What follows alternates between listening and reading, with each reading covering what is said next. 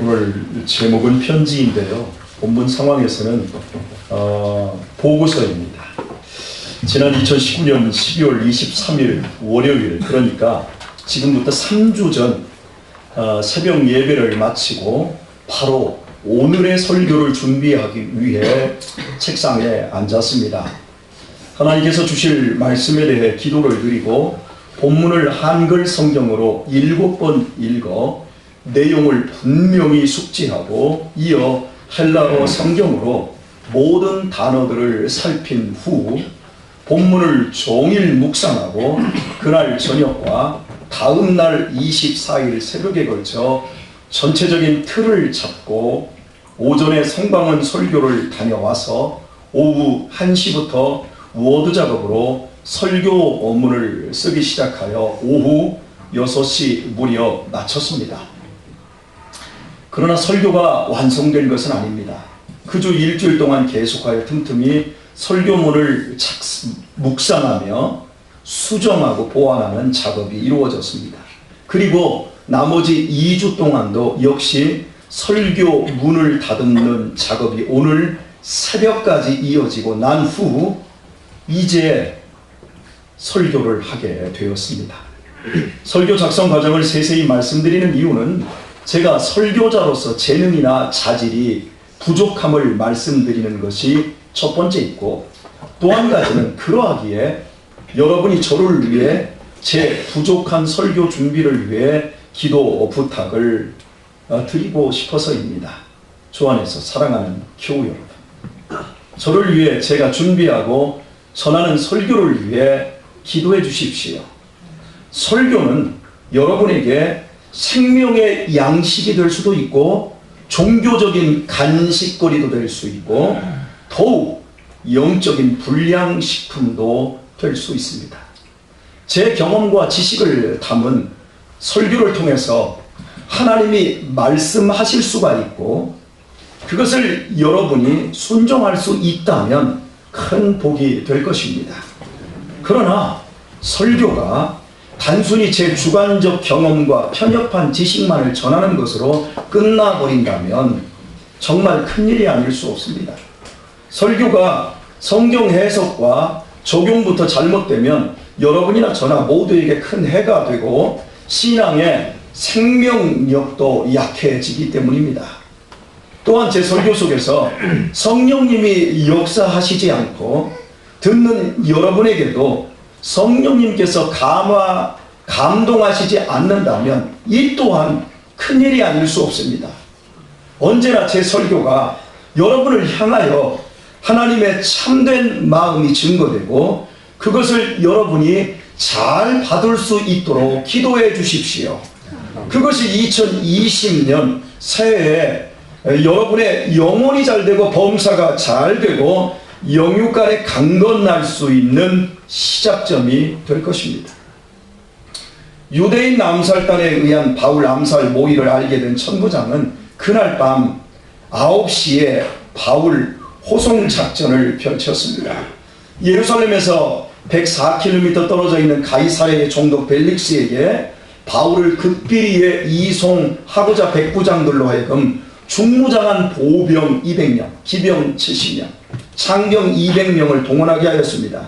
그리고 바울을 짐승에 태웠습니다. 31절과 32절에 의하면 가이사랴를 40km 앞둔 안디바드리로부터는 말을 탄 기병 70명만 바울을 호위하였습니다. 이는 바울이 탔던 짐승 역시 말이었다라는 것을 알 수 있으며 또한 암살단의 위험으로부터 바울이 완전히 벗어났음을 의미합니다. 천부장은 바울을 끝까지 호송하여 가이사랴까지 들어갈 군인들 편에 벨릭스 총독에게 편지를 써보냈습니다. 이는 바울을 급작스럽게 호송하게 된 서면 보고서였습니다. 그 내용은 크게 세 부분으로 나뉘는데, 첫 번째는 유대인들에게 죽게 된 바울이 로마 시민임을 천부장 자신이 먼저 알고 군사를 동원하여 바울을 구원해 내었다는 것입니다. 그러나 이는 거짓이고 허위입니다. 대소동의 현장에 출동한 천부장은 다짜고짜 바울을 묶어버렸습니다. 이유는 바울을 4,000명의 칼잡이를 동원하여 소유를 일으키고 광야로 숨은 이집트인으로 속단했기 때문입니다. 그리고는 곧바로 요새로 끌고 가 죽음의 채찍질을 가하도록 명령했더랬습니다. 이는 천부장의 명백한 월권이었고 실수였습니다. 이것을 바울이 문제 삼는다면 천부장은 질책을 당할 수 있습니다. 그러나 천부장은 이런 모든 허물은 가려버리고 바울이 로마 시민인 줄 알았기에 그래서 먼저 구해낸 것처럼 거짓 보고서를 꾸몄습니다. 두 번째는 유대인들이 바울을 고발하는 이유를 알기 위해 사내들인 공회를 소집했더니 그들의 종교에 관한 문제일 뿐 로마 제국의 법에 저촉되는 사안은 전혀 없었다는 것입니다. 이것은 사실입니다. 그래서 이 보고 내용은 천부장의 인간 됨됨이를 더 잘 보여주고 있습니다. 천부장은 예루살렘의 치안 책임자였습니다. 그가 바울에게 죄가 없는 것을 확인한 이상 자신의 권한으로 바울을 그냥 풀어주고 말면 됩니다. 바울이 암살당하지 않도록 자신의 관할 구역 밖에까지 호송하여 풀어주면 간단하게 사건은 종료됩니다. 하지만 천부장은 대병력을 동원하여 그 한밤중에 바울을 총독에게 호송하며 호들갑을 떨었습니다. 왜 이런 것일까요? 이는 로마 시민인 바울을 구실삼아 총독에게 자신의 공을 드러내기 위함이었습니다. 마지막 부분은 바울을 총독에게 이송하면서 바울의 고발자들에게 총독에게 바울을 고발하도록 했다라고 말하고 있습니다. 이건 역시 거짓입니다. 천부장이 총독에게 보고서를 쓰던 시각에는 바울의 고발자들은 바울의 이송 계획조차 모르고 있었습니다. 그런데도 천부장은 바울의 고발자들에게 바울을 총독에게 고발하도록 이미 통보한 것처럼 거짓 보고를 하고 있습니다. 왜? 천부장은 과장과 거짓말을 보탠 허위 보고서를 작성한 것일까요? 26절에서 성경은 천부장의 이름을 밝혀주는데 글라우디오 루시아라고 밝힙니다. 글라우디오는 로마식 이름이고 루시아는 헬라식 이름입니다. 천부장은 사도행전 22장 28절에서 바울에게 자신이 큰 돈을 들여 로마 시민권을 취득하였다고 밝혔었습니다. 이로 미로 헬라인이었던 루시아는 로마 제국의 군인이 된 이후에 로마 왕제 글라우디오 치하에서 돈으로 로마 시민권을 취득하고 자기 이름 루시아 앞에 로마식 이름인 글라우디오를 덧붙였음을 짐작할 수 있습니다. 이런 배경을 지닌 천부장의 서면 보고서는 그가 얼마나 출세지향적인 인간이었는지를 여실히 보여주고 있습니다. 우리나라가 일제강점기에 있던 1930년대 일제는 일제식으로 우리 국민의 창씨 개명을 요구했습니다. 멀쩡한 사람을 그냥 우리나라 권역철을 닦아무라 이런 식으로 이제 이름을 개명하게 했습니다. 그때 앞다투어 일본 이름으로 개명한 사람들은 학생, 관공서 직원을 포함 적극적으로 일제 그 시대에 사회활동을 하는 사람이든지 또한 사회활동을 하려는 사람들이었습니다. 농사꾼은 해도 그만 안 해도 그만이었습니다. 독립을 꿈꾸던 사람들은 장씨개명을 옥고까지 치르며 끝까지 반대했습니다. 오직 일제에서 출세하고자 하는 사람들에게만 장씨개명이 필요했습니다. 출세지향적인 인간은 거의 대부분 기회주의자입니다. 출세할 기회를 엿보고 있는 사람들입니다. 그래서 출세할 수 있는 기회가 생기면 그 사람들은 그걸 이용할 줄 압니다. 그래서 이런 출세지향적인 사람들의 특징은 진실성이 부족합니다. 허세와 과장과 과시 그리고 거짓이 몸에 배어 있습니다. 출세를 지향하는 사람들은 자신의 출세를 위해서라면 실은 무슨 짓이든 할 수 있는 사람들입니다. 얼마든지 양심을 팔아먹고 얼마든지 사람을 이용할 수 있습니다. 바로 천부장 루시아가 그런 사람이었음을 그의 보고서에서 낱낱이 드러내주고 있는 것입니다. 그런데 왜 성경은 이런 날짜와 허세로 가득 찬 보고서를 왜 거룩한 하나님의 말씀에 수록해 놓은 것일까요? 천부장은 이 거짓 보고서로 총독의 환심을 사서 이 이후에 승진하였을 수도 있습니다. 그가 더 출세했을 수도 있습니다. 그러나 그 다음에는 어떻게 되었겠습니까? 그가 계속하여 승승장구하면서 지금까지 부귀영화를 누리고 있습니까? 고작 몇 개월, 몇 년, 길어야 몇십 년 남들보다 더 출세한 삶을 살았을 뿐입니다. 그가 허세와 허위로 자신을 과장하고 과시하며 아무리 높아졌다 한들 그에게 결국 돌아간 것은 고작 한 줌의 흙으로 흔적도 없이 사라지는 먼지 같은 허망한 죽음뿐이었지 않겠습니까? 천부장은 2000년 교회 역사상 가장 위대한 전도자 사도 바울을 직접 만난 사람이었습니다. 바울과 개인적으로 이야기를 나누며 바울의 신앙적인 자기 변증을 직접 들었고 또 바울에 대한 호감도 가졌습니다. 하지만 바울이 증언해주는 주님을 영접하기보다는 십자가에서 죽으시고 부활하사 지금도 살아계신 모든 인생을 영원한 생명으로 구원하시는 주님을 받아들이기보다는 도리어 바울을 이용하여 자신의 입신양명 즉 출세만을 도모하였습니다. 자신의 운명을 바꿀 영원한 기회를 차버리고 오직 잠시 잠깐의 출세를 위해 거짓과 과장만을 일삼았습니다. 그리고 그것으로 끝이었습니다. 그는 주옥같은 성경을 통해 어리석은 표상이 되고 말았습니다. 분명히 그에게도 구원과 주님의 통로로 쓰임받을 수 있는 아름다운 기회가 주어졌지만 스스로 기회를 박차버린 것이었습니다. 이것이 천부장의 거짓 보고서를 통해 야망과 출세 지향적인 사람들에게 주는 산 교훈입니다.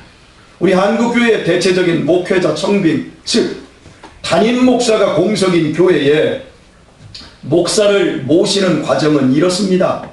많은 이력서를 교회가 먼저 받고 서류상으로 나타난 목사의 학력과 경력을 보고 그 중에서 소수의 사람들만을 면접하게 됩니다. 그리고 예배 시간의 면접은 설교로 면접이 이루어지는데 그러니까 설교 한번 들어보고 나서 공동의회를 통해 투표하여 가장 많은 득표를 받은 목사가 담임으로 결정됩니다. 교회를 세습하는 이런 몇 교회를 빼고는 이 시스템에 의해 담임 목사가 결정이 된다고 보면 됩니다. 한국 교회의 숫자가 잘 나갈 때 5만이었는데 지금 5만이 채 되지 않습니다. 하지만 5만이라고 얘기하고 그중 10%만이 자립교회로 봅니다.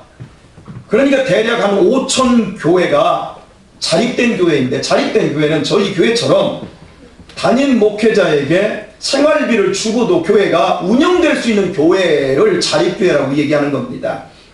이런 자립교회가 대략 한 5천 교회이기에 청빙의 시스템을 그 5천 교회가 거친다고 봐야 합니다. 교단별 집계 공식적인 목사 수가 15만 명입니다. 비공식적인 합계까지 40만에 이를 것으로 보고 매년 2만여 명의 신학생이 배출되고 있습니다. 안타까운 것은 교인 수는 매년 3만 명 이상 감소하고 교회 역시 매년 700개 이상 문을 닫고 있습니다. 이런 상황이기에 목사가 담임으로 선택되기는 하늘의 별 따기와 같습니다. 그리고 더더욱 어려워지고 있습니다. 그렇다면 담임으로 선택되는 목사는 얼마나 학력과 경력에 있어서 화려하고 또한 탁월한 설교의 능력을 갖춘 사람이겠습니까?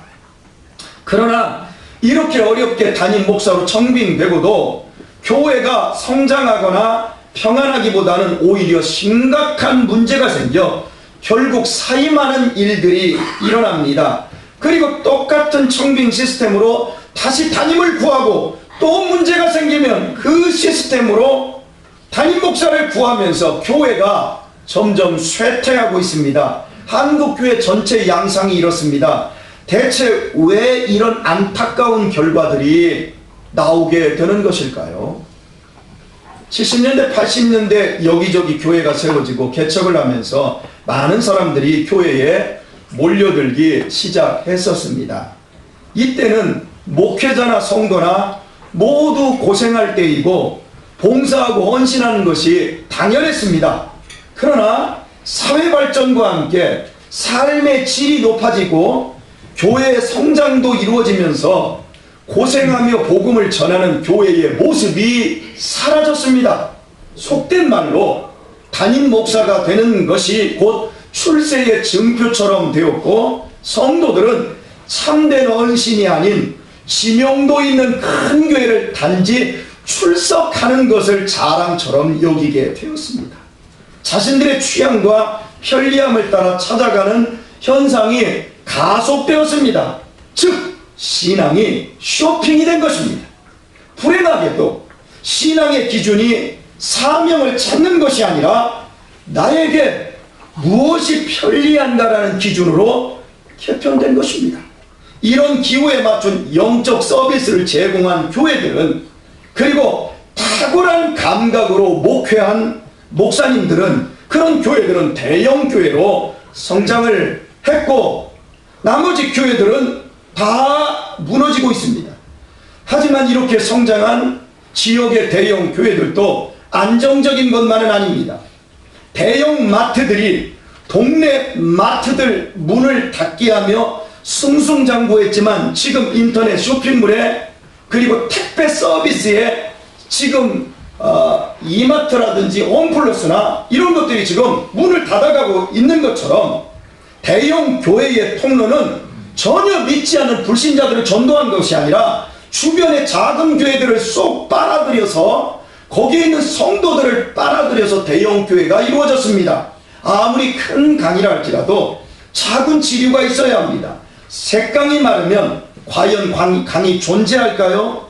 그래서 소형 교회들이 없어졌고 이제 중형 교회들이 없어지고 있습니다. 그 다음은 어디겠습니까? 죄송합니다. 물 한 잔 먹겠습니다. 2009년에 여러분이 저를 위임 목사로 청빙을 해주었고 제가 수락하여 저는 종신토록 이 교회 목사입니다. 제가 교회를 개척했는데 무슨 여러분이 청빙을 하고, 목사는 교회 소속이 아니라 노예 소속입니다. 제가 목회를 제가 시작을 했어도 저는 이곳에서 그냥 여러분에게 사례비만 받으며 평생 목양하다가 떠나면 되는 거, 아무것도 제 것이 아닙니다. 그때 저는 이 교회의 담임 목사로 위임되는 것을 고민했었음을 위임식장에서 바로 이 자리에서 여러분에게 밝혔고, 그리고 그 이후에도 설교에서도 여러 번 재차 말씀드렸습니다. 그리고 오늘 또 말씀을 드리게 되었습니다. 왜? 본문이 그걸 얘기하고 있었어요. 제가 이 교회에 위임받는 것을 고민한 그 이유는, 제가 위임을 받으면 이 교회보다 크고 좋은 곳에서 청빙을 받아도 갈 수 없기 때문이었습니다. 물론 위임을 받았어도 뭐 가면 됩니다. 그러나 저는 하나님 앞에서 제가 여러분과 맺은 그 약속을 저는 끝까지 지키기를 원하는 사람입니다. 소위 제가 개척에 성공한 목사가 되면 분명 이 교회보다 더 큰 교회에서 청빙할 것은 분명했기 때문에 제가 고민을 했습니다. 큰 목회에 대한 욕심과 넉넉한 사례비나 주택과 복리 수준이 훨씬 좋은 곳에서 제 일을 해오면 당연 가고 싶은 것이 모두의 마음입니다. 여러분이 직장 생활하면서 여러분이 섬기는 직장보다 더 좋은 대기업에서 더 좋은 조건에서 오라고 하면 안 갈 사람 많지요? 예, 원리는 똑같습니다. 이게 사람의 마음입니다. 그래서 저는 고민을 했습니다. 저는 제가 제 자신을 믿을 수가 없기에. 그러나 고민했지만 결국은 결정했습니다. 이곳에서 그 당시에 우리 교회 성도들, 장년 성도들 40명도 안 될 때였습니다. 그런데 그냥 결정을 했습니다. 그래, 이곳에서 종신하며 성실하게 목양하여 뼈를 묻겠다고 무시무시한 말씀을 드렸습니다. 목숨은 걸지 않았지만 성실하게 뼈를 묻을 때까지 제가 목회하기로 여러분 허락을 했습니다. 위임을 받고 예상한 대로 저희 교회보다 더 큰 교회들에서 오라는 제의가 있었습니다. 정말 힘들더라고요. 그러나 거절했습니다. 앞으로도 그럴 것입니다. 이럴 때 박수를 쳐주면 안 치는 사람을 제가 다 기억하고 있습니다. 제가 박수를 쳐달라고 하는 건 여러분, 위험을 이기는 것보다 유혹을 이기는 게 더 힘들더라는 거예요. 저는 절대 이 교회에서 쌓은 저의 목회 경력을 발판으로 더 큰 데로 띵뛰기 하지 않을 것입니다. 제 개인적인 성공과 더 큰 출세를 위해서 여러분과 맺은 약속을 어기는 일은 아마 없을 것입니다. 개척하여 100명 정도의 교회가 되면 300명, 500명 중견 교회에서 담임 자리가 공석이 되면 청빙으로 그 목사를 데려갑니다. 중견 교회 목사가 1000명 정도 성장시키면 3000명 정도 되는 대형 교회에서 담임이 공석이 되면 바로 그 사람을 청빙으로 데려갑니다. 대형 교회를 좀 더 크게 읽은 목사는 초대형 교회로 청빙되어 갑니다. 유능한 목사를 작은 교회는 큰 교회에 다 뺏기는 구조입니다. 그리하여 이런 일을 여러 번 당한 교회와 성도들은 새로 부임한 담임 목사에게 마음을 열거나 마음을 주지 않습니다. 그동안 믿고 따랐던 담임 목사에게 자기 성공과 출세의 발판으로 몇 번씩 이용당했으니 또 새로 오신 목사님도 그럴 것이라 생각하는 것입니다. 믿어주지 못하고 사랑 주지 못하니 교회가 무엇이 되겠습니까? 아주 사무적으로 돈 받고 일하는 타임 목사로, 그리고 돈 주는 우리 성도들이 뻐기는 이런 헌신이 없고 사랑이 없는 이상한 교회로 변질이 되는 겁니다. 이것이 한국교회가 청빙이라는 세상 기업과 다를 것 없는 시스템 속에서 교회가 쇠퇴해 가고 있는 이유입니다. 더욱 누구도 보지 못하는 것 같은데요, 이 과정에서 정말 큰 피해자들이 생깁니다. 그것은 부목사들입니다. 부목사들이 청빙에서 아예 제외됩니다. 그들에게는 청빙의 기회조차 없는 경우가 더 많습니다. 기왕이면 유능한 담임 경력자들을 뽑기에 부목사들은 경쟁이 안 됩니다. 혹 부목사가 청빙이 되는 경우도 가끔 있습니다. 이런 경우는 기존의 담임 목사의 목회 경력을 능가하는 외국 유명 대학에서 박사학위를 받은 어마무시한 학력을 가져야 합니다. 옥스퍼드, 캠브리지, 지금은 옥스퍼드, 캠브리지, 하버드까지, 스탠포드까지 올라가 버렸습니다. 그냥 미국에서 박사학위 받았다고 해서 되는 게 아니라 박사학위 받은 목사들이 어마어마하게 많습니다. 여러분 생각해 보십시오. 어마무시한 학력을 외국에서 취득해 오려면, 그러려면 반드시 돈 많은 집 자식으로 태어나 30대 중반 후반까지 공부에만 전념할 수 있어야 합니다. 소위 금수저라는 말입니다. 그래서 대다수의 가난한 목사 출신의 부목사들은 청빙의 기회조차 받지 못한 채 사그러지고 있습니다. 자본주의의 원리인 성공과 출세 지향적인 한국교회 청빙 구조를, 이 공평하지 않는 이런 구조를 하나님께서 기뻐하실까요? 이런 이유 때문에 저만큼이라도 한 교회를 담임했으면 건덕상 죄악을 범하지 않는 한 끝까지 어려워도 가야겠다고 결심한 것이었으며, 아울러 나중에 제 후임만은 기존의 담임교회를 사임시키며 능력 있는 사람을 부르지 않고 오직 우리 교회 출신 중에 부목사 중에 세울 것을 여러분에게 약속드렸던 겁니다. 저는 여러분과 함께 출세하고 여러분과 함께 성공할 것입니다. 만약 실패한다면 여러분과 함께 실패할 것이고 여러분과 함께 오욕을 뒤집어 쓸 것입니다. 아멘은 안 내요. 여기서는 여러분과 함께 동고동락하며 죽을 것이고 또한 여러분들과 함께 영원히 살 것입니다. 아멘. 지난밤 내가 잠자는 동안 나의 의지와 무관하게 나의 심장이 밤새도록 뛰었던 것은 내 힘이 아니었고 하나님의 은혜였습니다. 아멘. 오늘 이 시간 하루살이 같은 우리들이 구원받은 그리스도인으로 이 자리에 나와 삼위일체 하나님을 찬양하고 하나님의 말씀을 들으며 하나님께 예배드릴 수 있는 것도 모두 하나님의 은혜입니다. 아멘. 그러므로 우리가 구원받아 하나님의 영원한 자녀가 된 것이 가장 큰 출세임이 분명합니다.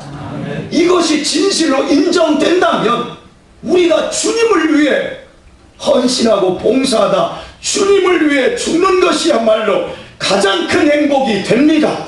아멘. 또한 자세를 낮추는 것이 높아지는 길이며 똑똑한 것보다는 따뜻한 것이 더 복된 사람이 됨도 알게 됩니다. 아멘. 가장 큰 축복은 내가 남을 사랑하기 위해 남을 위해 죽을 수도 있는 것입니다. 그것이 순교이고 그것이 성경은 영원한 출세라고 말씀하고 있습니다. 교우 여러분, 혹여 허세와 허위로 세상 것을 과시하던 직장 좀 좋고 지위 좀 괜찮고 노후 대책이 조금 좋고 땅 좀 있고 혹시 그런 것 때문에 여러분이 든든하고 그것이 과시 되었다면, 그래서 천부장의 교만과 어리석음이 여러분 안에 있었다면 과감하게 떨쳐버리십시오. 반대로 내 꼬라지가 창피하고 부끄럽고 수치스러운 가운데 있다면, 그래서 여러분이 위축된다면 그 역시 과감하게 떨쳐버리십시오. 언제나 우리의 소망은 허세적이거나 비굴함이 아니라 내 죄값을 대신 치러주신 주님을 찬양하며 주님을 신앙하며 겸손하게 주어진 자리에서 감사와 은신의 삶을 살다가 마지막 날 죽어 천국에 이르는 나그네 된 것에 있습니다. 제가 청년 때부터 30년 가까이 새벽에 눈을 뜨면 가장 먼저 세 가지의 소원을 하나님께 드리는데 이렇습니다. 나의 주님, 오늘 또 어지럽고 바쁜 일상 속에서 주님의 뜻을 분명하게 분별할 수 있는 지혜를 제게 주옵소서. 둘째, 분별한 것을 실천할 수 있는 용기를 주옵소서. 왜냐하면 분별해놓고도 용기가 없으면 실천이 안 됩니다.